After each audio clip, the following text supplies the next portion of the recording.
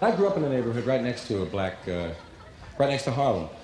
Well, we had an interesting neighborhood. It was a little Irish neighborhood with Columbia University all on one side, like including everything connected with Columbia, like Juilliard School of Music was there, and the Union Theological Seminary, Jewish Theological Seminary, Riverside Church, St. Luke's Hospital, St. John the Divine Cathedral, all of that stuff on one side. On the other side, Harlem. And we'd call our little neighborhood White Harlem, because it sounded bad, you know? Where you from? White Harlem. Yeah.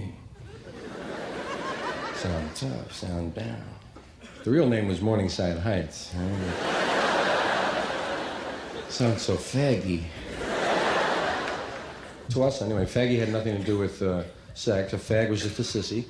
Fag was a guy that wouldn't stay out late or go stealing or hitching on trucks or something, right? Ah, he's a fag, he's gotta go home. Go home, you fag. It's 10 o'clock, the big fag's going home. Queer, we knew what a queer was. Queer was a queer, right? Queer was the word you learned after homo. He's a homo. He's a homo. He's a homo. Hey. Then queer. In fact, the difference between a fag and a queer, a fag was a guy that wouldn't go downtown with you beating up queers, right?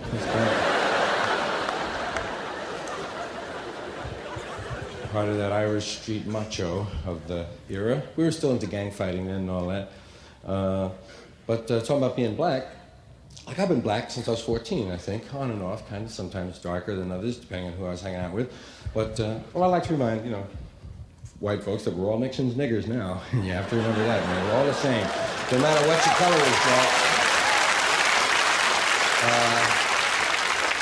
but it was very natural to become kind of interested in black street culture because it's attractive. It's free, oddly enough.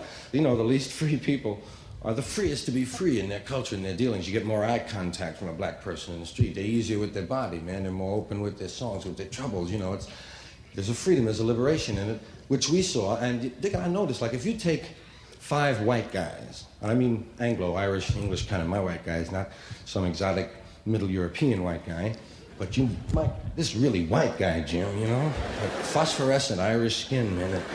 You see us glowing at the beach, right? Burned and peeled, man. I never try to get a tan. I just try to neutralize the blue, you know? If I can keep even with flesh tone, I'm happy, man. It's just too hard. You gotta go out 7 minutes the first day, 9 minutes the second day, 11 minutes the third day. Then it's cloudy for 3 days. You stay home on Sunday, you fall asleep drunk at the beach 7 hours, you burn and peel for a week and a half. So you get 5 white guys like this, my kind of guys from my neighborhood, You know, these guys here. 5 white guys, and put them with 5 black guys and let them hang around together for about a month. And at the end of the month, you'll notice that the white guys are walking and talking and standing like the black guys do. You'll never see the black guys saying, Oh, golly, we won the big game today. Yes, sir. but you'll see guys with red hair and freckles named Duffy say, What's happening? Nothing to it, you got it, man. Right, nice, that's cool. See you later, baby. Shit, I don't know. It's happening. Hey, where do you think you're going now? I said out. Shit, man.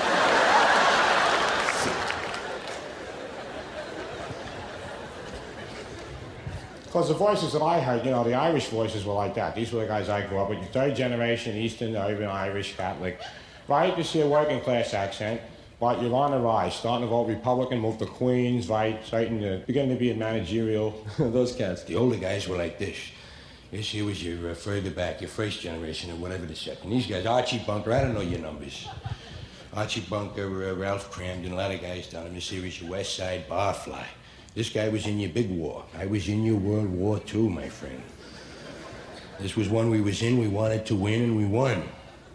This wasn't no police action, no draw. This here was your war, we wanted to win it, and we won it.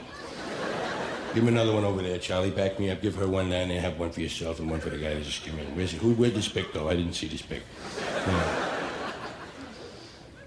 So these guys here was the kind of voices that I grew up with. You know, hey, Father, can we have a basketball? With Billy Ball, right?